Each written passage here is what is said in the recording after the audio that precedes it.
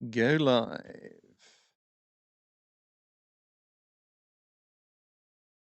There we are. Third time lucky. You are listening to Gets Low. Let's get low with Let's Go. You are listening to Let's Go, the weekly Mhm. anime podcast about weekly anime from Dynamite in the Brain and Secret of the Sailor Madness. So come along and hang with the Let's Go gang. It's Dwayne. Hello. It's Niall. Harry. And it's the increasingly hysterical Brian. And on this episode, third time we've attempted this, we're talking about anime that aired May the 27th to June the 2nd. Golden Kamuy, episode 45, Partner in Crime. Will we get through talking about this episode? No, this gold is cursed. God So, brings death. let's go bullet pointing, because we've talked about this on previous attempts. Shirayashi, he's got a plan. We follow the trail of gold, that the samples that the guy we got the skin off from last episode had collected. One of these has got the name of a guy I was in prison with, Mataro, the pirate. So we suspect that's probably the most likely place for this treasure. We're going to find this guy. He can dive really deep. We'll find the treasure. We don't have to bother going around collecting skins, clashing with these other two groups of maniacs. Yeah. Who are making their own plans now again. Ichika's group, fucking Ogata's come crawling back to just camp out next to the heater. And they get all the cat door clearly, yeah. Yeah, they get all the information off of him. From the Serpent has figured out, as you remember, it's a way to break the code for the gold. Also, there's this lady, Sophia Goldenhead. She's a revolutionary from the continent. She's going to be coming here to kick all kinds of arse. So we've got to watch out for her. And it's like, oh, interesting. Well, I guess they got to make a fucking big swing for this now. It's all going to be happening. Yeah, they're looking into the reports of a serial killer of prostitutes and asking the world's worst detective. It's like, yeah, there was a guy like that in prison. He seems a likely suspect. Whereas Lieutenant Tsurumi's like, I got a feeling that serial killer, he's probably one of our boys. I'm going to send my most trustworthy man and my least trustworthy man on the job. Yeah. And this is after he's does he recruit your man at the end of the episode, or is that just before? He sent off like Usami, Psycho, and Kakuta, who's shifty. Let's say at least now. Yeah. Well, also he's not indebted to Tsurumi as far as we can tell in the same way everybody else is. Yeah. This is what happens, this is the kind of dudes that like Sumi gets to his side, because you get like Usami's like story of his boyhood when he first met Tsurumi. He was this like visiting officer, a very gallant type, coming to the town and hanging out in the judo dojo, and all the boys everyone saying, "Oh, pick me, sir! I want to spar with you." Like, easy now, boys. There's enough for me to go around. Just being an all around, just gent to everybody. Yeah, just seeming like a super nice, pleasant local man who kind of comes back and visits the folks, and it takes care of his old dojo and that kind of thing. Whereas actually what he's doing, he's trying to recruit the most violent child and figure out a way to make that child indebted to him, so he can make a perfect soldier out of this child. Scouting for talent. And if you get the sense that all fun played into his fun plan as well. Also to influence fun, where the repercussions that befall him from this, then seeing fun saying, "Oh, that was a real setback for me," or was it? Did it send me precisely where I needed to be or wanted to be? Yeah. He doesn't need to be like high up in the army. He needs to have a bunch of trustworthy soldiers who are indebted to him. That's the important part. Yeah. Yeah. Essentially, it's all like this, like, Usami. It seems like an average boy, like all the rest of them. But then, like, his best friend who's leaving, like, for Tokyo, he's never beaten him in a sparring match before. Wants to try one last time to do it. And when they do it one time, it persuades him.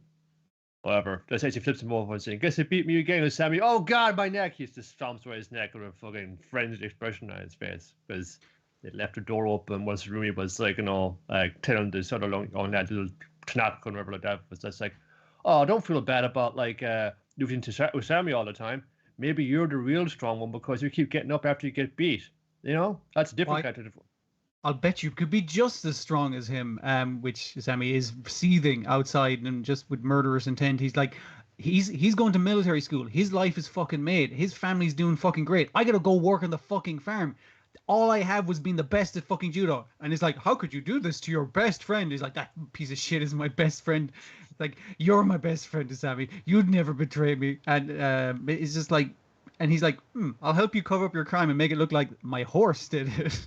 Yes. Blame the horse for murder. Like then the enraged father of the deceased boy and shoots the horse in the head then the following day. Shoots at the horse in the head. And then Usami he gets into some shit about saying, oh no, because of all this commotion I've caused, I gotta be transferred to Hokkaido. Oh, I don't want to be there. The arse end of nowhere where I could do whatever the fuck I want. Win. It's a win. And say, son, when you come of age, how about you come join my unit? I'll see you in number 7th. It's like, oh, he's so cool. I want to be a psycho like him right when I grow up. It's excellently done, disturbing in a kind of way. You just gotta get this fun. To me, you're a sick motherfucker, all right.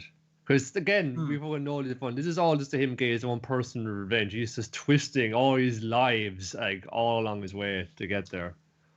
From like whatever about like kind of. It's as well like a lot of them they're kind of like they're like they're younger boys or teenagers when he meets them, and he's just like older fucking like role cool, model figure older, to them. Yeah. And the way he just fucking actually corrupts any little bit of integrity and fucking like nobility have themselves, despite the fucking sometimes he's fun saying these guys should have had like this like average kind of normal like lives, but if you kind of come into them this very formative age and you're like really transforming like what kind of person they could ultimately become. And now they're just these fucking like relentless, remorseless killers in your employ. The thing I would nearly call him would be like a groomer of murderers. Like he's actively trying to make these. I think in Usami's case, that's definitely the case because I think he sees that yeah. Usami would end up killing somebody regardless of him being like there. He was looking at all these students and which of these students has the potential for violence. How can I bring that out in him? Because that's the conversation he's having with the dojo master, where he's just like, how do I make my soldiers not like shoot at the enemy but not try and kill them? Like I need them to specifically kill people, and if I can make them love me, that's the fucking way to win them. It's not fear or hate or even greed or any desperation. It's love will drive a sane man to do insane things. Yeah. And obviously this is all being framed as a mirror to the prostitute serial killer who he's sending these two to investigate. But it's a mirror to like everything he does. It's the same way he's corrupting our why do I always forget his name? Our boy, the muscle boy, the one that we see naked nearly the most. Oh, Tanigaki at the end. He's more blackmailing Tanigaki. He's blackmailing him at that point. But he's using love against him. I can't make you love me, but I do have the person you love. So you kind of got to do what I say. That's typical hostage fucking blackmail behavior. Insane. He's like, you hostage behavior isn't going to work on me, and it's just like, oh, isn't it now? Isn't it? What about your unborn child? What? Because he keeps like implying things. It's like, well, she's not going to get far, and in her condition, it's like, what did you do to her? It's like, she's pregnant with your child. See, now you got 2 reasons to stay. So, well, yeah. Excellent. We'll find out whether Surumi's plan worked next week. Because I assume what the title "Perfect Mother" is going to take us straight into that storyline. Well, Surumi's a lot of things, but I told you can call him a perfect mother. No, not very bad. He's an okay mother at best. Yeah. But yeah, it's definitely framing Usami here as being the worst of the lot. That's quite an achievement, honestly. Yeah, yes. I believe the author has described him as being, what does he say? He's got one of the juiciest bums. Apparently, that's one of the things. That's an important distinction. Yeah. Okay. The most dangerous man in the cast. Yeah. My impression was that yes, he was going to murder somebody anyway, because it's definitely drawing a comparison between him and the serial killer as like, this is a man who's going to kill. 100%. And so therefore it would be useful to have him on my side and also make him fall in love with me, as he definitely is in love with him. Worse than Koito is.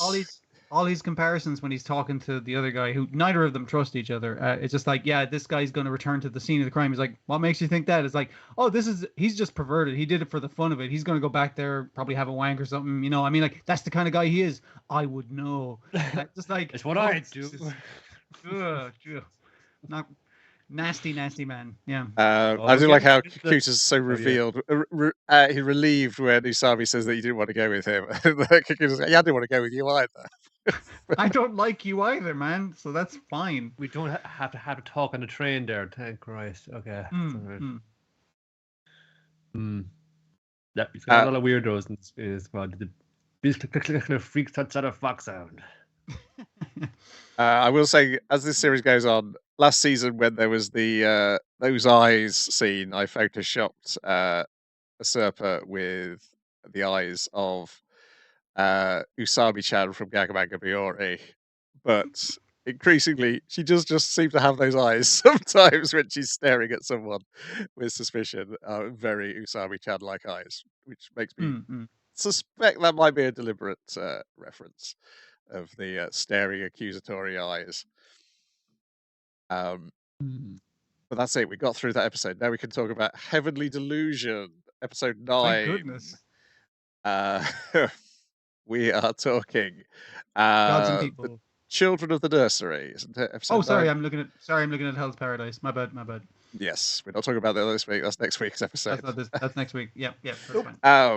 So first things first. Thing I missed last week is that Shiro, the mushroom-haired kid in the nursery, has the same voice actor as Dr. Usami, the guy who shot himself in the head. The good last Usami, week. Not the other one. This is the good one.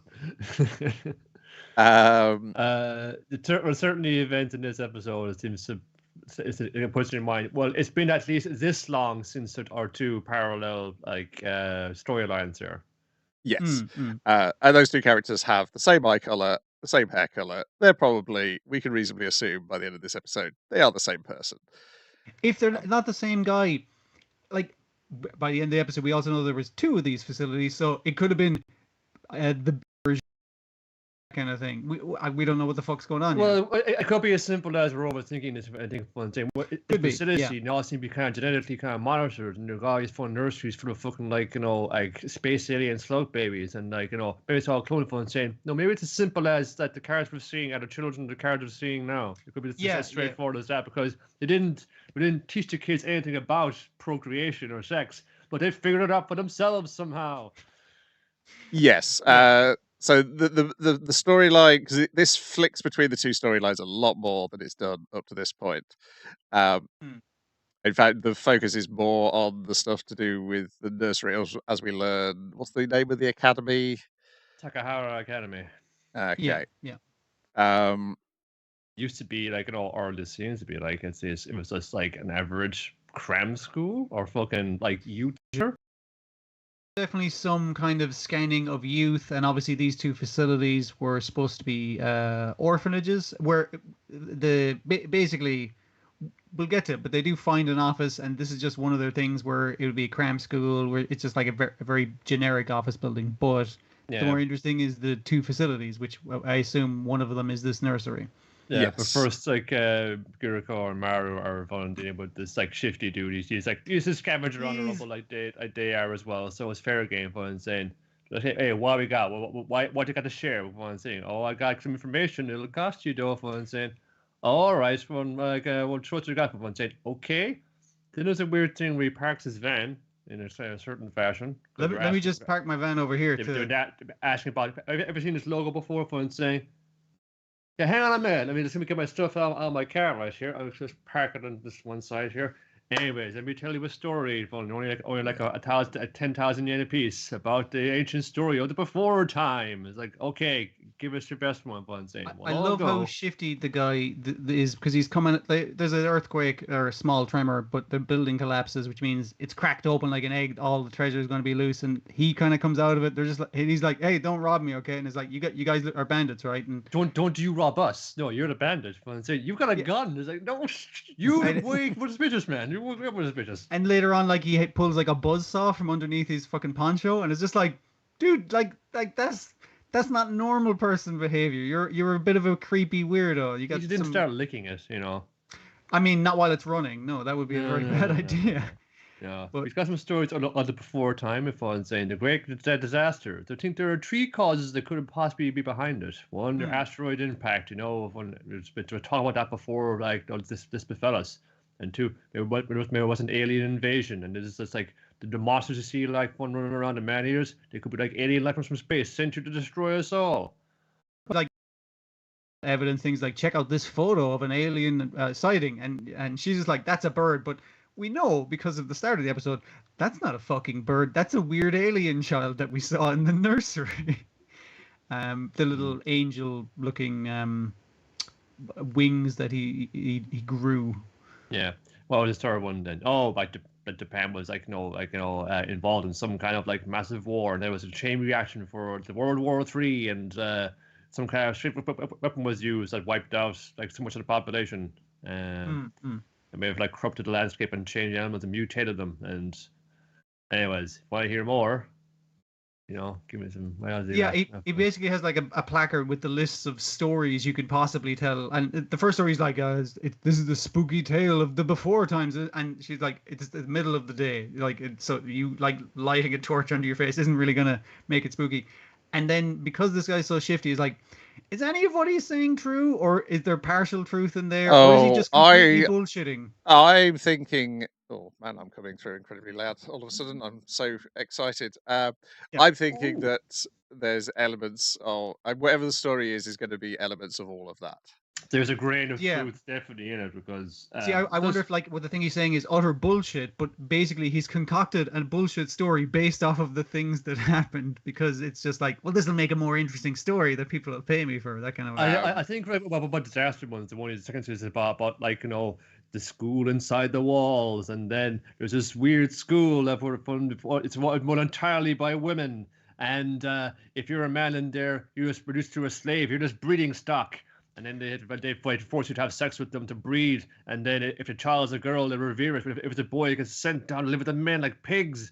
And I was hog number 11. And the 2 ladies who I had to have sex with had a boy. But we decided to escape. But I got away. But they got strung up outside. And she's like, all right, you're bullshit. And she just like rubs it off. He's drawing it on with marker at some point. Gotta go. He's off in his van then. And said, I told you acting strange because he's trying to get money off of us and waste our time, because fucking logo is on the office building right behind his fucking van. That's what he's trying to fucking do. His weird park job earlier. So let's go up and have a look. The other thing, the reason I was looking up I was originally looking up who was playing this guy, because when he's talking about when he goes into the story about the women enslaving men, they run this town, is just after we've had a flashback to the Zoom call. It was a flashback to this meeting with a Zoom call where it's announced who's going to be being promoted within the organization. And it's this woman who we've never seen before. The guy we've seen all the way through these flashbacks is annoyed that fuck? Why is this woman being promoted? Everyone in the meeting's kind of like, I thought he was next in line to get promoted. It's like, yeah, it's really weird. Also, your other one who would potentially be next in line to be promoted is also fuming at the board meeting. There's another woman who's annoyed as well. Yeah. What's great about that is that this lady's being promoted as well. Upon saying she's a fit for the job, or all the qualifications she got. It just misses the faces. So like, it's such a shit-eating grin. It's very good. Yeah. And then we get the announcement that because we've seen in the school is like Tokyo's being taken away. All the other kids think she's got an illness. Turns out she's pregnant, and they're like, how did these children learn how to have sex? We specifically hid gender from them, and it's like, you've been walking around as very obvious men and women, grown men and women in the meantime. It's also, what are they doing with these kids? Because they had some American investors walking around. It's like, I think it's the woman who got promoted, translating it like, and here are our 15-year-olds, and he's like, very good. And I'm free just like, range, right? Oh yeah, it's only the best. What the fuck? What the fuck is going on here? Why are you raising children without societal ideas of gender? Why do they all have superpowers? What the fuck are you doing? And of course, why was one child a fucking alien, like psychic creature? Yeah. Yes, who is still come out right? Who is still talking to the father, even though they had died. And the thing is, he appears like you see him healing one of the other kids from like an injury, and he's like, "Oh, don't step on that. I only did the basic psychic healing on it." And then he appears, presumably as a psychic vision, because he's not in the room, to our boy who keeps drawing all the monsters. Yes. And he's like, "I've realized my life's purpose. Now I must go." And it was just like, did you realize you were being made for some horrible purpose, and that's why you're gonna hang yourself from the rafters and become an angel? Is that what you're doing right now? It's weird, man. I was wondering too about like he's like what color of one saying like picture it in your mind's eye about that one picture of one that's in there. Yeah. I see like a sword of light, and then like seconds later like a child has got a leg cut open. One thing is he manifesting his own psychic abilities just then, and the things he draws become real things out, or at least later on the future became real somewhere. things. Yeah. And so the fact that Tokyo is the character who looks like Maru, does that mean Maru is the child that she's pregnant with? Presumably, that's Yeah. what you think about it. Yeah. Again, we're just overthinking it and saying, well, it could be as simple as this the old-fashioned way, not any kind of like genetic manipulation. It was just it went down like this. Well, I mean, like the initial genetic manipulation to make super children. Yeah. I mean, besides that, to make him like yeah. Well, it's just like liquid snake, solid snake. It's nothing new. It's all right. It's all fine. Yeah. And we've seen people get the disease in the flashback as well, haven't we? So yes, is it reasonable to assume that the one who wanted to die is one of these kids we're seeing in the flashbacks? Possibly. Yeah. Yeah. I mean, they're missing so many parts of them. It's kind of difficult to tell what age the kid was. I mean, like, and we're like your man with the gray hair and the same eyes is like we can't determine what that kid looked like who died because they had very little limbs left and they weren't even using their own eye at the time. Well, it's fun. I'm kind of wondering too. Was that I think it's Mimi Hime. She's the one who's constantly kind of looking up at the sky, the ceiling of the facility. And then presumably the doctor explaining to her is like, "Oh no, those are just floaters in your eyes that are light particles." He's like, So I'm the only one who can see that fucking like halo of an angel at the shape of a winged fucking body floating in midair up there, huh? Yeah, okay, cool. Yeah, because when they wheeled her out, it was like she didn't she wanted to see the sky one more time. Maybe she wanted to see the angel one more time because she was looking at a massive body part strapped to a bed. You couldn't really tell who she was. Yeah. Was it looking for something or someone that kind of way? That or it could have been it's just like a girl that he became attached to, and that still made it like completely like affecting and fine as well. Sure. Again, so it's the Nara facility they want to head to at the end of this episode. Yeah, there's a lot of these offices around the place, but the two facilities sound like they're more promised. I mean, like it's these offices were used for like you said, crime schools and stuff. It's like we want the place where they made laser guns. So one of the facilities, please. Yeah. Is that how it ends? Does it end, or does it end in the flashback? It ends with the bombshell on the fucking stockholders meeting of fucking saying, one of the kids got pregnant. We don't know how. We don't know how. Stop shot. We don't know how. We don't know. We removed all pornography from under their beds. We have no idea how this got in there. But nonetheless, it did. We also have your man, the kid who draws the monsters. Like. When we see him talking to the alien-looking child, Asura. Yeah, when you see him talking to Asura, Asura doesn't show up in the video footage because it's a psychic projection, but also the cameras do turn off conveniently again. It's a lot less obvious than that. Yeah. Did you have like the teleworking, like the statuary busts on a podium, like at the back of the meeting? I guess being the fucking like taking a minute or whatever like that, but you're just kind of listening in and all this fun, saying, "Oh, I'm just a harmless observer. I haven't done anything to cause." I'm just a helpful AI. I'm not involved in all the fuck ups of this entire situation. No way. Yeah. It's not trying to make its own body, is it? Could be.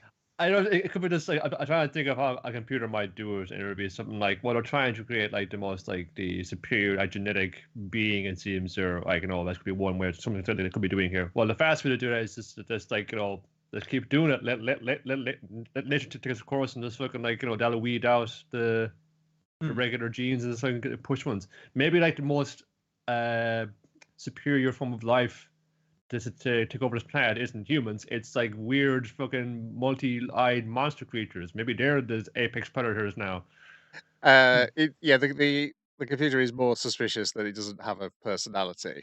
It's not like in Captain Earth where they've built a supercomputer and called it Puck, and then are surprised when it turns on them. You should have kind of seen that coming. And based off of how this facility works and the director, who's obviously like a big personality, and promoting someone through presumably nepotism or something, it's just like the humans are hugely flawed here. So they made the computer, so that computer is gonna fuck shit up.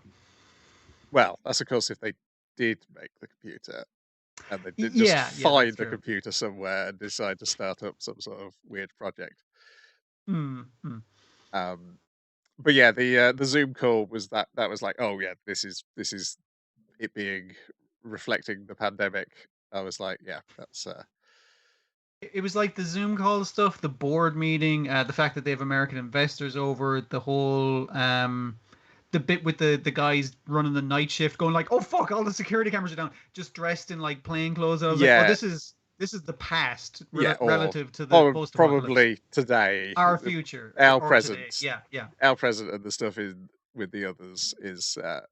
and also, it was basically the stuff which seemed like strange and mystical and what's going on. We still don't know what's going on, but it seemed to be... It was dragged a lot further down to earth with this episode. It's like...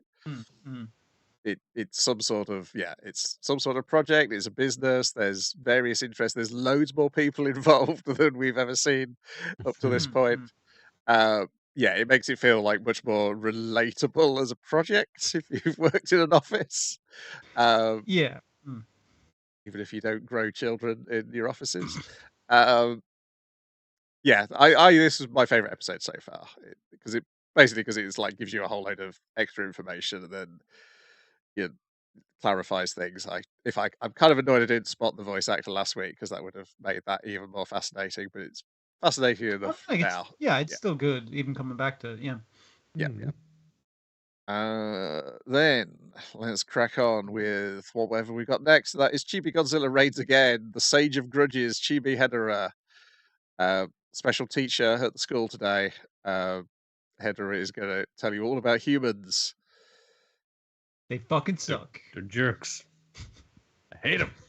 For very petty reasons, though. Not for the pollution or anything that you'd expect from Hedorah. But yeah. Yeah, and then kind of admits that they don't actually know that much about humans, after all. Doesn't recognise Rodan, much to Rodan's annoyance. Occasionally, the scary voice slips to a normal voice. Yeah, it's a good bit. That's pretty much it. Then we got Vinland Saga, episode 21 from season 2. It's Courage. And what happened to this one? Because I foolishly got to watch the next episode, and I can't remember. You gotta be your own man. You're the head of the household now. That's I saw people complain like this episode, and I was like, yeah, we're kind of in the same place, but our characters are given a moment to reflect on the shit that just fucking went down. And so obviously the older brother's like, right, so we're all going out in a blaze of glory, right, lads? Here we fucking go. And the older the grandpa is like, he technically you're not head of the fucking farm. Olimar has been named next in line to inherit the farm, so it's his decision. And he's come in and he's just fucking like shell shocked. He did see the I'm gonna say the triage thing back up at the fort, which is not really that. Bunch of people bleeding out basically is what it is. Getting things amputated or fucking like tied off. It's not a good scene, no. Like his girlfriend going like, my father has no hands, and the father's like, please take care of my daughter. And I was like, Jesus Christ, this is a horror show. Yeah. It's fun. Nah, but fucking just grow surrender. Fun. They're not the worst terms. I can't hack it, man. Like I can't. I'm not built for this. I want to be a badass. We're done. I feel like I'm just a punk. Even with his older brother's like speech, it was just like, "Oh, come on, you did real good by starting this war. Come on, let's finish it and get to Valhalla. Yeah. Let's fucking go." That's for really it." feeling fun bad about fun saying I just in me fucking like being about I fucked everything up now and I fucking like hurt and just like caused so much misery for so many people like because I couldn't fucking keep a cool head. What we were being the actual bad. Well, guys were just laughing was at me. not rise to it, and because of that now, it's this whole domino effect of shit, and now it's landed back at me again. His brother even puts it as like the king was looking for an excuse to take our farm, and he's like, "Yeah, but I fucking gave him the excuse, so this is my fault." Before this though, because this is reflecting the scene which comes before it. Yeah. Is that their Canute basically tells Flocky, "No, you can't do any pillaging. I told you." They've lined in contrast to the bodies bleeding out of the fort. They're laying out the bodies like any cool shit to rob on everyone they've murdered. It's probably come up and saying, sorry, like my men just want to stay in the houses tonight. And Canute's going, "What? Your fucking tents don't work anymore, do they? Get your ass up over that camp. No, I'll make sure you're paid." It's like, but it's the right of pillaging to the victors. It's like, you'll fucking get paid. Go back to the fucking tent. He's like, "You're a contractor. You're a fucking contractor, man. They say, stick to the brief, okay? And then tell you to go off fucking plan here, all right? Let's go. Let's sleep in your tent, for fuck's sake. It's like history's going in this direction, Flocky, and you can't fight history. Also, we don't want you to pillage and burn down the farm. We're here to take this farm. Why would you burn it down? I think he's just sick of Flocky as well. For saying, "What the fuck up? I'm the kind of fucking king around here. Business partner me whole." And Wolf's going to send a message to ask them to surrender, which is we'll give them the same terms. You're going to be outlaws. Fuck off. They'll probably take it this time though, so go to Belgium or something if it exists yet. And then Canute is goaded by his dead dad's head, but then says, "Yeah, you made the right decision. Well done, son. This is the correct thing to do." Which, of course, is just Canute telling himself that this is the correct thing to do. It's fine. This is just a courtesy haunting. You did good. But just like the imagery and the mocking laugh and everything of him just like, "This road paved with corpses will surely lead to your utopia, son. Great job." It's like, I was looking further into the history, and I was like, "Yeah, it kind of does, but Canute's not the one who achieves it." Yeah, it starts paving it, but it doesn't fucking end with him. Obviously, that's the same thing with Nobunaga as well. If one said he started it, but by no means did he finish it. But he's still the one who gets held up maybe as like he's like the popular example of who was. I suppose the first. Canute's not. Someone's got to start it off. So the pioneer is going to be the one who's. Yes, there's a guy later on who does such a good job. He gets the good attached to his name. That's because I assume he attached any negative thing to Canute, the guy before him, similar to is it Hijikata made Nobunaga look like a prick? That was Hideyoshi. No, Hideyoshi was like, Nobunaga was my dude. So I'm the one who's going to keep up and sing it. I think it was fucking that Tokugawa said. Nobunaga, he had some wild ideas, but I think we locked the whole country up instead. I think we got it all figured out. Japan is great. We're all sorted here. No more of this Christian nonsense or red wine. We're cool. We got it. The guy who stands on the shoulders of giants and says, "Fuck these fucking giants," am I right? But a little king. Yes, because we get Kettle's wife saying they not to surrender, and then Sverkel, who was perked right up from his deathbed, tells them, yes, it's Olmar's decision. And then we get, as you discussed. Well, he gets to see his grandson grow into a fucking man, and he says as much. Like, yes. It's actually a bit of pride out of him, which is not a thing we've had from him up to this point for much. Yeah. Obviously Snake is saying is like, "I'll just go into fighting. I'll do whatever the fuck needs be." And he's like, "Ask my fucking boy," says our older son. But then the younger son, he's like, "I'm not gonna knock you for fucking surrendering." He's just like, "Yep, that is actually the right choice, but I literally can't say it. I am just a hired killer." I just like all the stakes involved. Torgal still like being the fucking older brother, shoulder checks him on the way out. "I'm out of here. I'm bored." It's shitty and petty, but it's very fucking childish. It's almost like he nearly respects his little brother for standing by his decisions. Almost, he did have to shoulder shake him, just go, "I am bigger than you, though." It's just That's all he got. He can't punch his way out of this one. No, he can't. Yeah, that's it. And neither can Thorfinn, or doesn't want to anyway. No, he can get punched his way out of this.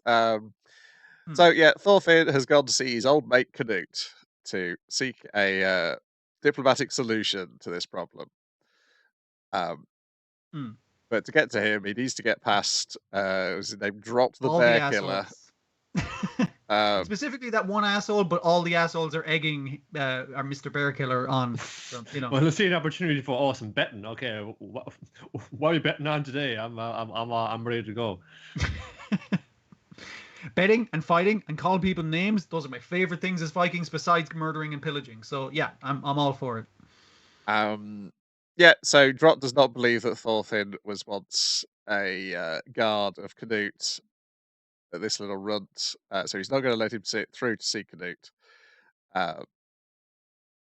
He's just like, I can tell you're a slave because you stink of shit, right, guys? It's like, yeah, and he's like, absolutely, sir, I do stink of shit. However, you're incorrect in your estimation that I was not a guard for Canute about 3-4 years ago. And everyone's like, you're gonna let him talk to you like that? And he's like, I'm not gonna let him talk to me like that. But he's doing all this ninja shit. I can't hit him. Yeah, and his best friend Einar shows up. He goes, Einar shows up like, what are you doing? He's gonna get himself killed. And our boy is kind of like, no, he's got a good head on his shoulders. He promised he'd be back. I believe him this time. He's not. Lee Ferguson. Yeah, he's like no fun. He's not the fucking the feral child that I saw before. Like actually is. This is the first time I've kind of seen him kind of stand upright. You know, this is most stuff actually fun. He's fun talked actually, and sometimes. So yeah. I think he's been keeping a lot of things bottled up. He's just dealing with it, you know. So like it's the way he's character, the way he's fun to do. He's got a goal in mind. He's not going to throw his life away that like he did before. It's a different kind of ambition he has now. Meanwhile, Thorfinn appears to be throwing his life away. If you weren't familiar with him beforehand, in which he gets, they're betting on how many punches he'll take before he runs. Or dies. Whichever dies. Comes first. Yes. Yeah, and then it boils down to, if Thorfinn can take 100 blows from Drott, he wins and he'll go and take him to Canute. Otherwise, you're dead. And I kind of like, don't do it, man. Don't rocky this situation. That will kill you. That will kill you. Point said, no. I've gotten hit a lot, and there's a trick to getting hit that you don't know about, but I do. So let me handle this. I know how to take a punch. Meanwhile, Canute's here into some ruckus. Wolf explains, there's this guy, he says his name's Thorfinn, son of Thor's. Canute's like, is he a little fella? It's like, oh, you know him. It's just like, my scar aches. I'll leave him to it, and best case scenario, he does get killed, but I do know him pretty well. He probably won't. I'm just gonna wait this one out over here. Not gonna get involved. Yeah. Yep. And that'll lead us into next week's, which is either the greatest episode of Vinland Saga ever, or the point at which people who are somehow still watching it are not going to watch it anymore. Lads, it's going to be fucking great. Thorfinn's going to be like, I am a ninja again. He's going to murder all the Vikings, and he's going to save the world with violence. Obviously, that's the way it's going to happen. Yeah. I'm pretty sure that's how it goes down. Just full hanging on us by phone said. Like Thorfinn's going to come back any minute now, right? Thorfinn's going to come back and just start just like eradicating dudes, right? Well, any minute now. That's what he's been 4 years. He's still good to go. You know, he's fine. As they'll say, Thor kills as bored as him not being in this anime as the people who want him to be in the anime. So. Hey, I thought this was a show about violence, says Thorkill. It's like, no, it's about the results of violence. So it's about that's violence. The boring part. Didn't say it was about fighting. It was about violence. Get about this. Then we got Marginal Service, episode 8. Zombies prefer shopping malls. We open with our little flashback to Brian's past, where we learn that he thought the world was going to end in 2012, and so he spent all his money on all the things he liked, and they was super annoyed that it didn't happen. I had a good time though. I think you guys see the silver lining in this. You had a great time, like fun having pizza and video games, Resident Evil 4, yeah, photographies. I like bought yourself a PS2. Like good fucking going. Like yeah, it's not bad. And then we get to a very silly episode. It's picked itself up back in its silliness as they take in Rubber what's the- suit. I'm calling him the villain, but he's not the villain. He's clearly not the villain at all.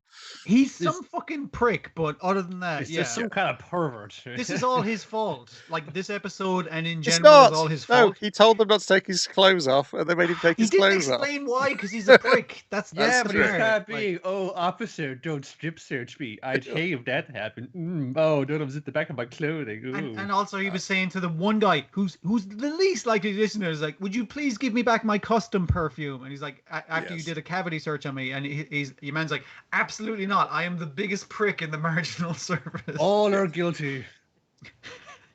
So They're sending him to shopping mall jail. yes, they're keeping the Borderlanders who committed crimes in a shopping mall. It's converted from a closed down shopping mall, which is like, it still has all the shopping mall facilities, and all the margin servers are like, oh, they got a gym and a cinema. Oh my god, It's really fucked up. It's just like, just like when the fun prison industrial complex has gotten to everyone saying, well, we're just kind of like, we can't make money off shopping malls anymore. We'll turn them all into like, facilities for a massively overcrowded like prisoner system. The prisoners seem to be enjoying it for the most part. I mean, like they're just wandering around the shopping mall having a laugh. It's walking a in the very food like court. low security thing. I know. You've heard of it. Huge gates, but then once you get into the shopping mall, it's lovely. Yeah. You've heard of in some cushy prisons. You go, they got fun televisions in their cells. What the hell is that fun? They got a fucking like multi-screen cinema in this one. Yeah, all the latest stuff. and then people slowly turn into zombies, including most of our heroes, and it's only Brian and Zeno who are able to bottle up their own trauma so well they can fight back against the zombies. Because it turns your trauma into you being a zombie, and the only reason you're kind of like clawing at someone is like, please help me, I'm very sad for the reasons that put me in prison, or it's just like our own characters, that kind of thing. And it's not a bite, it's your horrible stinky breath that will infect the other people. Yeah. So outside of his suit, rubber suit has a beautiful technicolor plumage, but also a dander that causes you to relive your past traumas and then get over them. So Rubber Suit's just wandering around the prison going like, I'll try the food commissioner stuff. And it's just like, a little too sweet for my liking. Let me try the chili. Little too spicy. He's not doing anything evil technically, but he is stinking up the place and turning everyone into zombies. And he does explain his plan is to make mankind and Borderlanders address their own traumas so they can understand each other and then move on at an equal level, which seems fair enough. Except our heroes they don't want to breathe this in, so they've worn gas masks. There's a great bit where he realizes he's hallucinating when Zeno is being nice to him. Zeno's like, take the mask, save yourself, you're the best of us. And it's just like, wait a minute, this is a dream, isn't it? And Zeno's slapping him up. It's like, oh good, or oh bad, I was hoping you turned into a zombie so I could fucking plug you in the head like I've been wanting to do this whole time. Because he shot several zombies in the head, but they are Borderlanders and so they're immune to bullets. So, yes, yeah. They put the rubber suits. They get like one of those vacuum seal bags you used to store your spare bedding in, and just like vacuum it up. Yes. Like Brian's threatening him with a fucking giant sandwich bag, and he's like, "I'm not going in there." It's like, "Oh, you're going in there." And he does when he realizes Zeno's mask is split and Zeno's about to attack Rubber Suit with a fire axe, because he so doesn't want to deal with his traumas. And to be fair, Rubber to murder a guy in prison. And Rubber Suit is not going to force him either. He's like, fair enough, because he doesn't. He's like, yep, I see your point of view. If you want to use that to power yourself through, that's fine. And they get shoved in a plastic bag. And they I'm not sure the vacuum part was necessary. Like just to show it, this is how you do it with a mattress. It's like it was just going that way. Also, I was like, Does Rubber Suit need to breathe? I know he's an alien, or not an alien, Borderlander, but still, I feel like he might need to breathe. Yes. Well, probably, I right? get sent into a much higher level facility, and then the head of MASHLE service blows the shopping mall. Yeah, they have buses outside. It's like, all right, everyone's going to. I hope not a worse prison, because that prison was actually quite nice. Anyways, hope you enjoy it, marginal service, because now you're off the case. This is getting too hot for you to handle.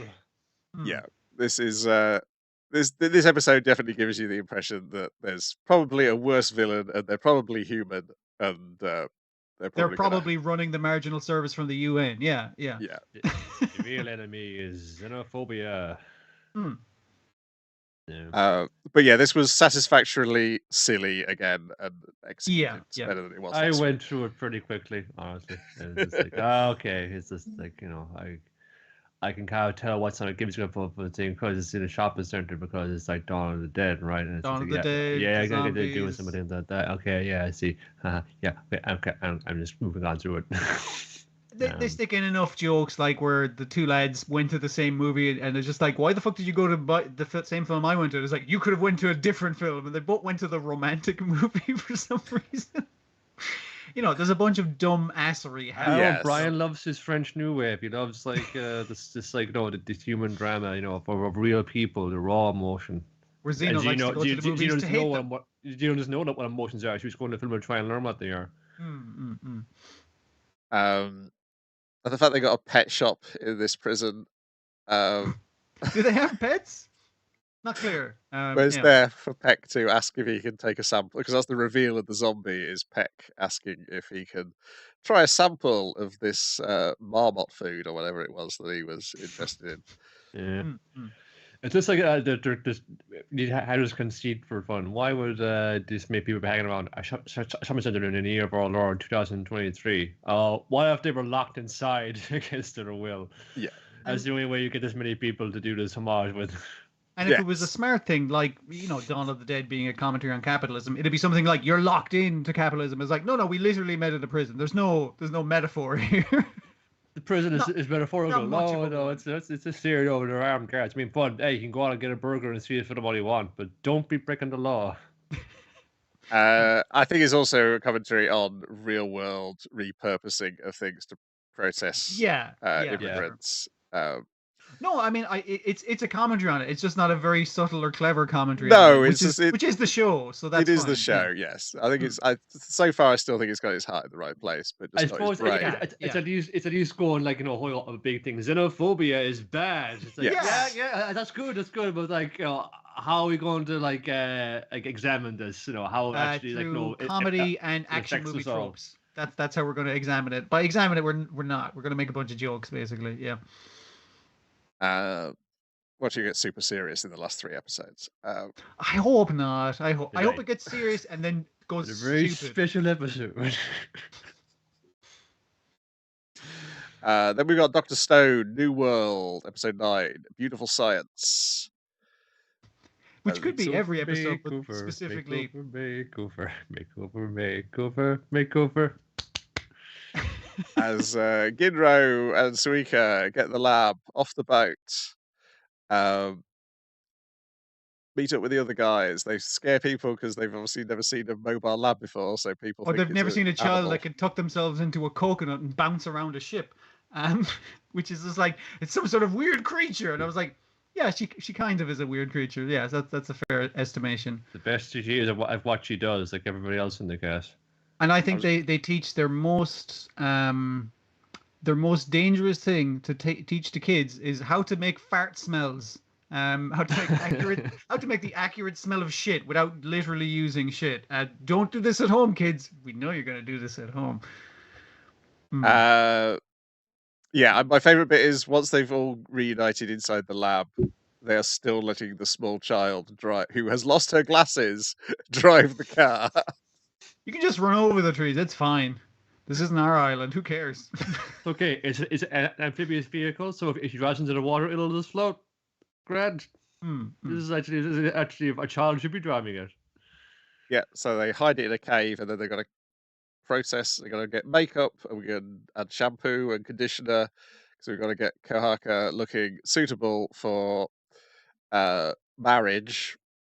Which is again a ridiculous prospect. I was just like, well, just look at her. She's fucking athletic. She's fucking gorgeous. She's just like, but the personality, like she needs the makeup because the personality is not fucking. But it doesn't matter. It doesn't matter to him because fucking like Ibarra he's got a pretty wise like spectrum of ladies he fancies. You know, fun saying, oh, you're cute, you're vulnerable, I like you, you're in. And fun saying, oh, you're defiant, you're sassy, you're in too. You're bad at behaving ladylike. You're in. I like that. That's an attractive earnestness. quality. Really touched me there, fun. You know, a little flutter in my heart out there. You're in too. So the makeup was pointless, except for the fact that our most beautiful girl in the village is like, so we need to have as many shots at this as possible. What if we dress all the boys as girls? No. Well, you say no, but then readers and watchers are going, yes. I mean, like, very much so. Yeah. Also, I feel like Gen being slightly too tall is a very poor excuse because obviously he'd fucking kill at that. It was grand. I can throw my voice so like want to make a change at that. So yeah, it's fun saying there's somebody out there for everybody, but maybe not you. They were assuming Ibarra was a shallower man than he is. No, he's into everything, man. What we need is just like, you know, a little twerp who's got a little weedy voice who could possibly pass as a girl, and who hasn't done anything useful yet. Oh, he's got like a soft, supple body from not doing anything. Like, you know, really high pitched kind of voice. It's like, and they're all like turning towards Ginro, and Ginro, yeah.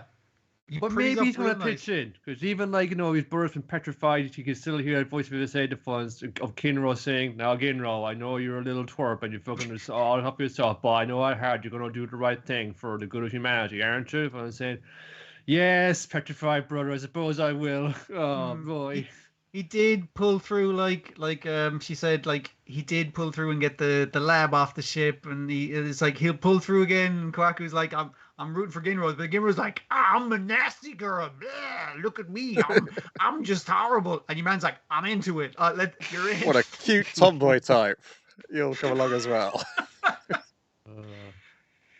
I'd say he'd have no standards, but he has all standards, basically, is the thing. That's the opposite. Yeah. Now, naturally, it's been great for faces as well, because sure. between like phone Kohaku and saying, hey, baby, you wrestle with this? No, kind of way. But it's like, outside the comical stuff, it was, there was a guy, he's having like his lay taken away for the harmful of saying, no, it's my wife, you can't take her away, for saying, I'll kill you. Oh, will you now? But Amber's phone saying, stop. And then super fucking serious. I've got a plan to infiltrate the president's office. Just play along, all right, phone. Be cool. I'm waiting this one for the last 5 years of my life. Don't you fuck it up, okay? And he's then, like, I thought you were just like, sir, please take me in. I just love the kind of the real fun whip from like, I'm super fucking secretive. I'm fucking been waiting for this moment of my life now, up to this point, and then fun saying, I'm straight into the act then to get in. The other thing, we got Moss, who's the other tough fighter, the male tough fighter, realizes how strong Kaku is, and he's impressed. And then they mentioned they don't have to be too careful around him because he's so strong. He's become careless. Yeah. It's because your man was about to cop a field with Kahaku, and she was about to break his fucking whole body by the look of it, and he just kind of puts a spear in between. He's like, there was a bee. And he's like, hey, you're actually really strong, aren't you? I'm into that. I'm into a lot of things as well. I also have every standards. So yeah. Want to come up and see me sometime? And she's like, "Oh, I'll fucking come up and see you. All right, I'll kick the shit out of you." Yeah, because obviously in her brain, it's like, here's somebody I can really get into a fight with, which is the I can do it all night long with this one. More than anything. Yeah, that's pretty much the episode. There's a lot of fun things. I still think it's the pan out and seeing that Suika is still driving the car was the funniest thing in the episode. Like, she's doing the standards like, I can't see without my glasses. Like, it's like, open your eyes first, and we'll get there from there. Yeah, I think the way it's pacing, there'll be one more set of episodes, another 12 after this, and that should fit in the entire of this. That'll fit the arc, yeah. Mm-hmm. Then we've got Ranking of Kings, the Treasure Chest of Courage, 8, Kage's Yearning, and the Giant Mother. Shut your mouth. I'm talking about his mother. We can dig it. Tell me all about this. That's it. It's little baby Kage. He's getting kind of picked on by kids because, as you know, people like the society at large hates The Shadow Clan are because they're evil. deadly assassins who only murder people in the dead of night. And it's kind of fun because like the contrast between like him being picked on by the local like little kids as well. They're just like, I'm going to be a cool knight. Let's fight the evil assassin, and they're chasing him around and he's hiding. And then his mom's just walking around, well, sliding around in open daylight, holding his hand, and she's paying for the groceries. And the guy's kind of like, money first. She's like, thank you very much, good sir. And she's just like, I don't give a fuck what you think of me. Like her attitude is, again, it could be like the great mother in both halves, but like at one stage she has to go in somewhere. I was wondering to assassinate someone because she did kind of go. Maybe I was like, oh, I got a fucking job to do. It's like, to go to work, son.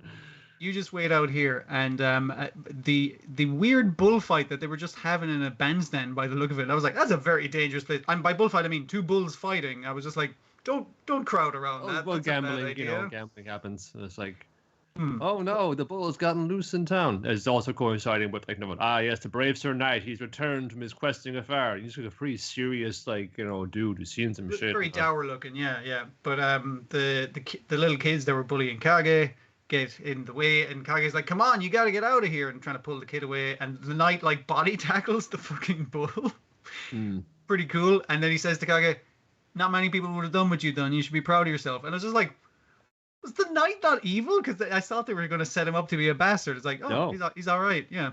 Because that'd be judging by appearances, Dwayne, which is what you shouldn't have done, because that means you're the real racist here. Oh man, I was going by character design. Damn it! You're racist against knights. She thought he's just going to be like an uptight member of the nobility. But actually, he's a pretty cool, down-to-earth dude who recognizes the birth of anybody, no matter whatever their social standing is.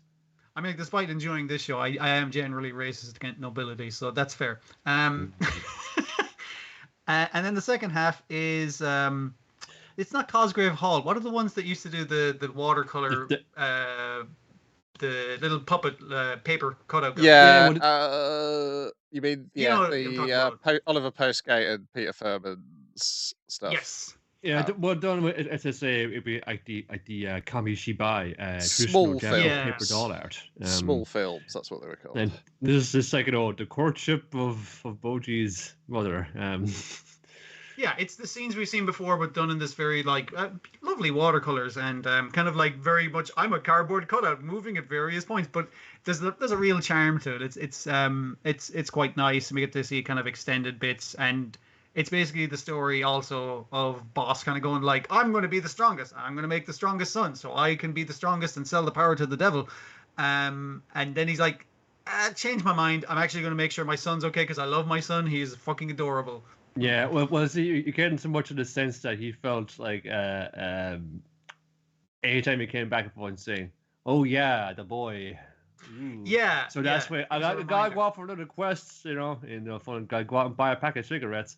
But he did come back, and eventually he did come back and stay. But then it wasn't enough for him, as we know, because he had to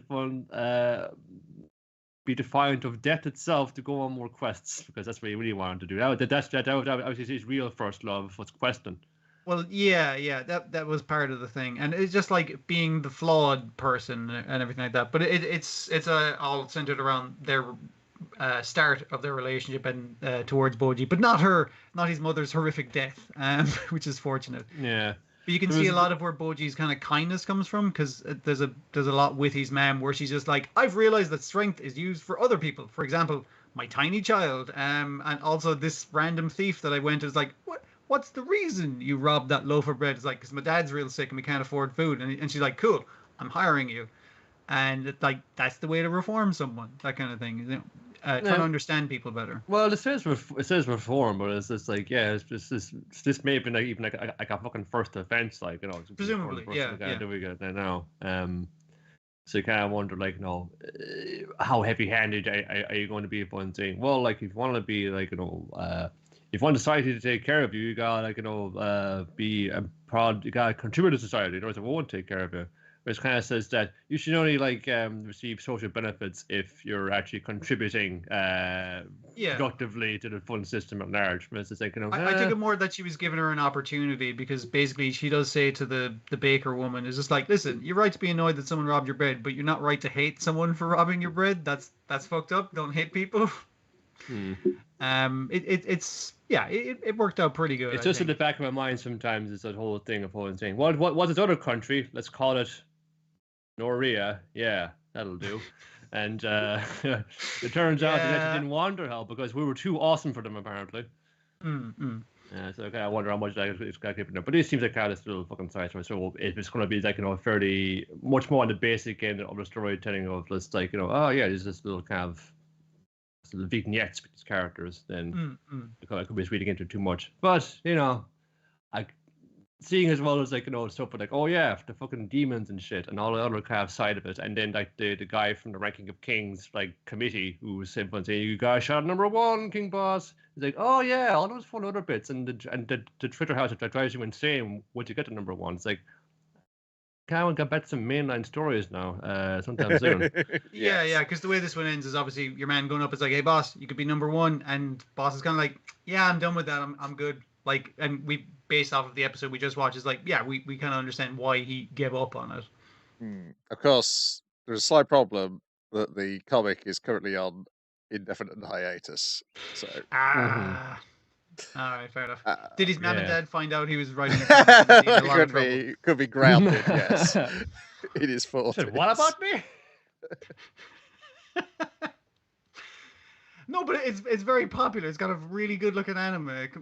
Cut me some slack. You implying I would kill your brother to extend my own lifespan? Is that what you think about people? And say, no, Dad, it wasn't actually one to one of you. You're actually the devil in the story. I'm the devil in this story. The family. Then we got MASHLE, Magic and Muscles, episode 8, Mash Burnedead and the Wolves of Magic. In which Lemon go to the underground fighting arena and get paired off with their individual characters, because you can't have Mash beat everybody up all at once, because that would make the story go too quickly. Also, I do appreciate they said that, and the vice principal is away on meetings about villains that will show up later. So yeah, Tom's in hospital. He only remembers being trapped inside a box. He's had his magic energy drained. Yes, you and 50 other people were also in the infirmary. Yes. So Lemon does get to do things of trying to get Mash involved in the plot, like pulling and dragging him away from the cream puffs in order to go like visit your friend in hospital, Mash, and then also to turn into a puppet so they could follow her, lure them into a trap. Yes. Yeah. So she does something. She's involved. She's incredibly important, as she's explaining currently in the comic how important she is. I also helped. Okay, Lemon. Whatever you think.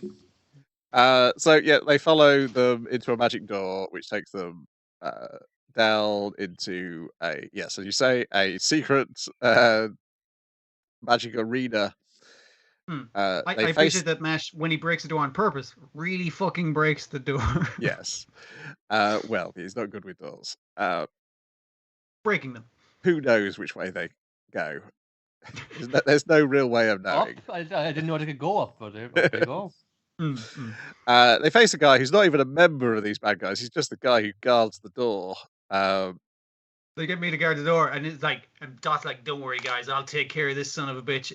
He's handsome. He's mine." They're all like, "All right, fucking have him, Dot." Like, it's like that's not a good reason to enter into a death fight with someone, but sure. They've got to gamble their coins to face him and proceed. Which is weird because Dot doesn't have any coins, but I guess the lads have to pony up for him.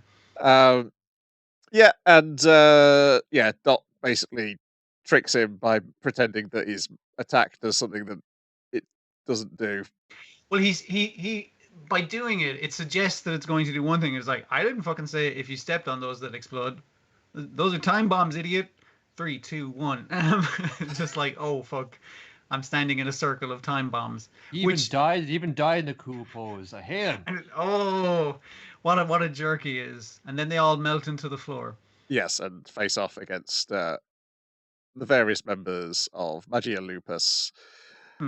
So Lance is facing Worth, who's the guy with the little sunglasses. John Lennon sunglasses. Dot and Finn are facing Love Cute, the girl of the group, and Milo Genius, the guy who's got like a big pointy wizard hat and a staff. And he also has a staff with a skull on it. That's pretty cool. Yep.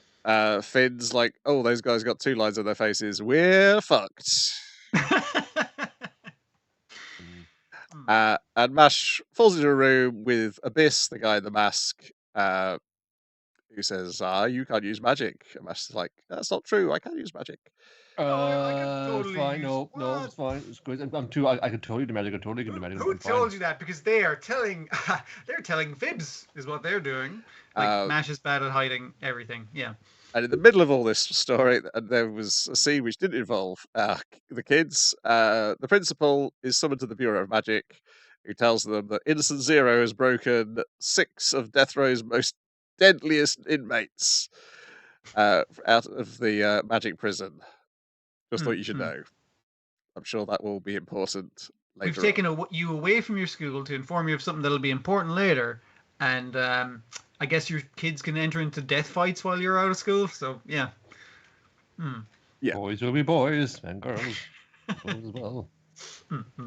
Yeah. There's a bit of table setting this one as a guy. Okay, let's get the. It's still a breeze though. It breezes by so quickly. Like goes down like a cream puff. For another one straight away as soon as you've had one. So airy and delicate. Yes. And then finally, we've got Birdie Wing, episode 22, Over the Rainbow.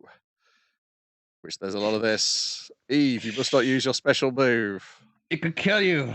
It'll break every bone in your body. You're only 15. You can wait until you're an adult and you've got an adult's body, and then you can use that move. Stop trying to push yourself. I gotta do it now. You can't do your big special move with every fucking hit for an entire day. That's because that turns out what she did after the end of last week's episode was she just kept on using that special move, and now her body is completely bust up. And so Alan is going to have to reveal that. Not only am I I know one of the acupuncture. best secret underground golfers, I'm a certified acupuncturist. Do you need to be certified if you're working in underground golf? I guess it doesn't hurt. Right? Well, it helps. It helps get you more job opportunities. You know. Sure. And even in the underworld, you're respectful of like the work you put in to get your degree. It's nice to have it on the CV. Yeah. Bear with me. I'm just going to restart my audio engine again. Being on. Right, we're back. I'm hearing extra noises that are neither of you talking, so I don't know where they're coming from. I think I'm going to have to reinstall my audio drivers again. Damn. We're so close. We're so close, though. Yes, well, I've had to restart a few times beforehand, but I was getting some really strange noises just coming through there. On the last push, the last hole in the green. Come on. Yeah. So first of all, Ishida says, "You got to take care. Promise me you won't use the move tomorrow." Don't tell me what to do. Who says who you to tell me what I can or can't do? I've been told that in my life, and I've beaten the odds every time. You should listen to your caddy. So yes, she does. It's when Leo starts scolding her is when she decides that she gets a right strap on, and then basically says, like really goes in hard on the insult. It's like you're just still hanging around golf, even though you don't play anymore. You can be involved in golf without playing it. Come on. Yeah. But yeah, she's got to do it though because she's going to lose otherwise to the wild woman of golf. Who has been trained to be wildly inconsistent, but, and this is important, she performs as well on the first day as she does on the last day of the tour, because she's powered by meat and youth. Seems to be, yes, yeah. She's straight out of a shonen comic. They were so close to saying she was unfrozen from an iceberg. I could feel it. It was very just right close. There. Yes, because it's explained that she's saving that for grabbing her backy. Yes, she couldn't speak or read or write or something. Yes. And he taught her golf was the first thing he taught her. Sure. Yeah, it's so close to being racist if they added too many more details to her background. See, it wouldn't have been racist if you met her a cave woman. That would have been better. Damn it. But hey, it's not because they haven't added. I suspect they won't add any more details to her. Yeah. Because she's getting thrashed at the end of this story. Because and she's panicking. It's like, I'm gonna fucking lose. Yeah. Then there's an incredibly innuendo-laden line about candles. That was a reminder of how filthy this writer can be. Because it was like, oh, you think I burn too bright? Well, I like them short and thick. Yes, I like my candles short and thick. That's a type. Okay, yeah, sure. Yeah, and then so she has to do the move again, even though she doesn't want to. She's got like tears in her eyes. Who am I to hold you back? Yes. You want to go pro that bad. I can see you want that bad. So and it was the thing of you've trusted me this whole time to tell you like which clubs to use, that kind of thing. So I'm going to trust you and say that if you can take it in this thing, I'm going to trust you and assume you're not fucking bullshitting me, basically. Yes, and thankfully she's okay because her club sacrificed itself to save her health. See, I was watching that and I was like, oh, you took the hit for me, club, and the club just shatters into pieces. And I was like, isn't that going to be bad for the gear that she's advertising? That looks really bad for the gear. It's like her dad should be kind of like not smiling and looking out the window. It's like, fuck, we're screwed on national TV. That could well be the story, because the story with Aoi has been like, you're using a club far too big for your 15-year-old frame. Yeah. There's no health and safety in Mafia golf, you know. You need to be like regulation of the sector immediately. But this is the legitimate side of it, and the fucking club broke and on the women's open, like that looks really bad. Well, as we've seen, there's not much daylight between what's like legitimate and illegitimate business now, is there? Yeah, that's true. I saw like there was like an echo of like when Eve beat Rose, and then she had to push her to do it, and her fucking robot arm broke. Yeah. This is also, I mean, it's that line's a little bit horny, and the animation's a little bit horny, but it's not super horny, but it feels like the horniest it's been for golf in terms of the drawing of the golf. See, I mean, like, because they're stepping up the animation as well. That fucking one where the camera like follows from like a club's eye view. That was fucking beautiful. That was pretty cool. Yeah.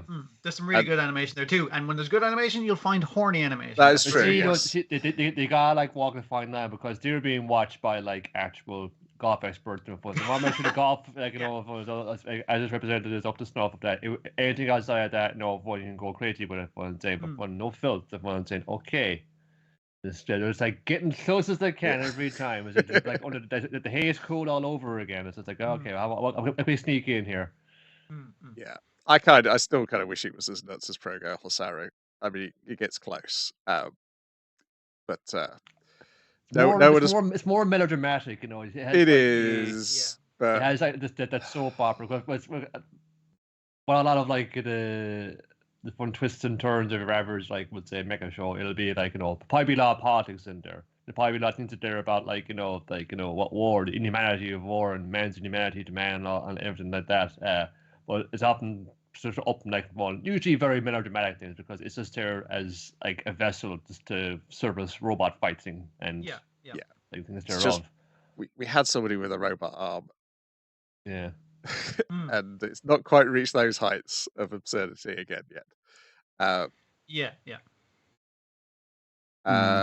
But yes, this was a highly enjoyable episode because it did feel like it ramped things up another notch, both in terms of the animation. Invents her own shot, basically. Yes. That's based on the things that were taught to her by her father and her golf teacher, but it's like it's her own thing as well. Yeah. And we get Viper show up. We watch Viper watching the golf from home. So she still wasn't like, I know who's going to win. She's still like, oh no, I'm fucking watching the finals. So. Yes. I got money on her one. Gotta check it on my girl. And you have the golf butler / secret underground golfer / the guy going like, Eve has grown into a fine young woman, and she's like, Eve's like, I remember everyone's name, which is like just to show that she's grown up now. Yeah. I pretended not to forget their name just to fucking wind them up, but actually, there's a lot of people that got me to this stage. It is a good kind of exaltation, which you find ends the fucking like one hole with a hole in one. This one's in. It's like fun. That's the only way you're gonna fucking like sink the sea level. I just like the scream to the heavens. Yeah. She's probably in immense pain as well. She collapses like long after the cameras have gone off her and going back to the lodging that night. Yes, because she says basically just leans on Ashina until they can go and go to the winner's podium, and then she'll collapse. It has to look good in front of, because she knows that her girlfriend / rival / kind of sister, it's a weird situation, is watching, so I gotta look good in front of it, because she's spent the entire weeks and stuff like just doing golf advertising. She hasn't actually played any golf. Yeah, well, I know I'm hurt my now. I'm gonna look pretty tough when I come out onto the course. My arms are taped up like a boxer. She get a kick out of that, I bet. Yeah. Yeah, and that's it. How many more golfers does she have to go through? Do they have to go through now? Again, they're coming out there. There's at least there's at least one more, not two more. But then some of them kind of look like one saying, "Did you know maybe they beat that one already?" You know, some of them are less like. There's one really tough-looking woman at the end of the big line. Very, of golf very women. end, Yeah. I guess she's like the fucking world heavyweight champion of golf or something, and you can't defeat her. Let's check the official website. Yeah. It would be hilarious if just the pair of them are beaten by that woman at the end, and then we have to have another series. It's like, you're still in the under 15s. Come back to me when you're in the, I don't know what the different categories of golf are. Yeah. Or again, like I said, the team up at the end point saying, "Come on, I'll take on both of you." Yeah, I think the unspoken thing here is that Eve's pushing herself harder because she's worried that Aoi's gonna not be able to play golf eventually quicker than she is. And so that she has the golf degenerative disease that her father does. Yeah. Yeah, so she's got to make sure she's there at the start of her career because she doesn't know how long that career is going to go on for. Let's have a look here. Yeah, I'm not sure. She's done some way commercial as her smile is fixed in place now. Yeah, I'm not sure the other people have been added to the character list yet. So okay. Who knows, it might go on for a little bit longer. No, I'm kind of gauging it alongside watching Gundam Witch from Mercury, where it's like, if our characters are kind of on the rise or hitting their stride too, it's going to shit for everybody in Gundam right now. It's been like, this is a few episodes back now, but fucking the main character, male girl, said she got like carrying the Henderson so hard. Right.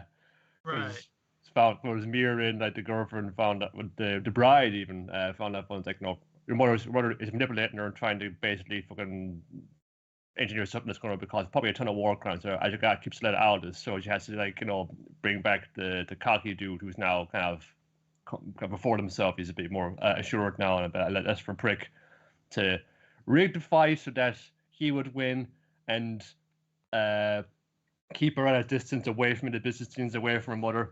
So also, I never liked you, and I was only ever business transaction. I'm with him now, and we're not girlfriends anymore. And also because you're Iron Champion, you get your unique uniform taken off your butt, and that's the stroke that caused you to break into tears. But saying, not the uniform, that's what I had. It's my character design. Yeah. And they try and make up together, or he tries to talk to her again, and even that the robot, which is possessed by fucking little girl ghosts, rejects her as well, and then she gets launched, puts out into the vacuum of space. She's just like in her spacesuit in space, and you can't hear her, just crying, just going like. Yeah, just wow, this is like really, really fucking dunking on her heart right now.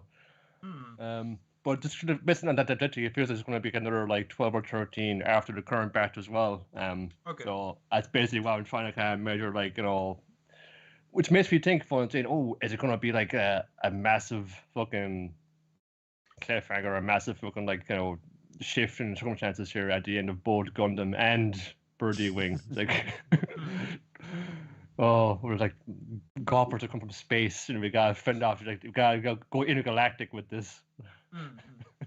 So it says it's through Zuma 11, yes. Oh, dramatic of the cartoons. Yeah, it looks like that. But in the key image, there's just one more woman who they've not faced yet. So Okay. that's that. Yeah, the King Ogre, the Sentai thing. I've been following that. It did a fun thing where around the 12 episode, where the narrator suddenly stepped onto the screen and declared himself the main character of the series. I've been here this whole time. Yeah. So yes, the guy you thought was the narrator was actually the secondary ranger of the series. He's trying to bring peace between the humans and the Bugnarok, who are the ostensible villains. Because his mother was a spider and his father was a human, and so therefore he wants to bring peace between them. Yeah, it's quite enjoyable. That was like a very fun twist. I'm trying to remember what other things I've seen do that, where the narrator suddenly appears as a character that you weren't expecting. Which I guess there's the Kyoryuga does it with Shigeru Chiba. I don't think it's ever clear that the narrator is actually the character he's also playing. Whereas this one, it's very much spelt out because he describes himself as a storyteller. And you realise, yes, you've been telling the story of this show I've been watching for 12 weeks. Wow. If he continues to be the narrator while also being there in the scene and just commenting on shit, speedwagoning what's happening, that would be great. Yeah. The green screen, it's so green screen though, because everything's set in the fantasy world. And it is a little surreal up to a point. And also, but when it does use a set, because it's like set in like a fantasy world, when they have a fight in the giant robots, it does give it the feel of like a fight breaking out at a miniature village. Okay. Which is pretty good. But yeah, but I think it's even because normally on these Sentai things they'll turn the color right up on the photography, so it gives the look that everybody's super tired because they've all got bloodshot eyes because it's picking out the reds in their eyes so brightly. It makes like their eyes look more yellow. Yeah. And somehow it's even worse with the green screen effect as well. Oh, jeez. Acting enhancing drugs. Yeah, so you're like, are these actors just absolutely knackered because of Toei's schedule, or is it just the color contrast? Yeah, I think that's the other seasonal thing I've been watching, and that's not anime. Yeah, and then I watched Across the Spider-Verse. Highly recommend it. Go and watch it. Unfortunately, most of these things I watched after I'd watched that, and they paled in comparison. I mean, that's going to be the problem. Like, a lot of people working in animation now are going to be like, well, fuck, that's just made me look like a prick. Or they pull your sleeves up, they go, give that a go. Scenes. Yeah. Hey, boss, can I animate this character at different frame rates on different parts of his body? Just like they did in Across the Spider-Verse. I was looking at how they did that. It's fucking fantastic. Yeah. Do anything that's not Pixar adjacent or homaging, please. Anything. You really can. Yeah. Turns out. Well, I do wonder whether like the whole Wano of One Piece is also going to have that effect on various people. People saying, "Can I have a go at that? Can we turn?" You can do other things in cartoons. Technical blurs in the sword fight. Anyway, that's it for this week. Hell's Paradise is back next week, as Dwayne's already watched it, and as is Detective Conan, he's back. I've watched half of that episode. Oh, real demon. Yeah, there's a lot of recapping because, boy oh boy, it's got a lot of stuff it has to recap. I'm just going to point out, here's all the times you missed finding out that this was the dude you've been after all along. No, it's a relationship, basically. Yes, it's basically like, and here's how all the times Heiji Hattori has failed to tell the girl he's interested in that he's in love with her. I've watched all those scenes, but I'm like, how many years ago are we? What's the span we're talking about of time? Because I remember those, but that's been a while. Because I've not watched the episode. Basically, it's all. We won't get into it now. We can talk about it less next week. But it's all basically everything since Shinichi confessed to Ran in London. Ever since then, Heiji's like, I want to do that as well. And basically, it's a recap And of he's all been the failing times in the he's meantime, failed yeah. to do that. Yes. Mm. So he's going to try again, and wouldn't you know it, another murder happens. So Fucking Baker Town, man. It was time now. It's kind of ruined Detective Conan in a really funny way when it shows like the murderer murdering someone, and it's like, I assume the murderer did it this way, and it's like, hey, it's my boy. There he is. anyway, more of that next week. Ta-ta for now. Bye. Good.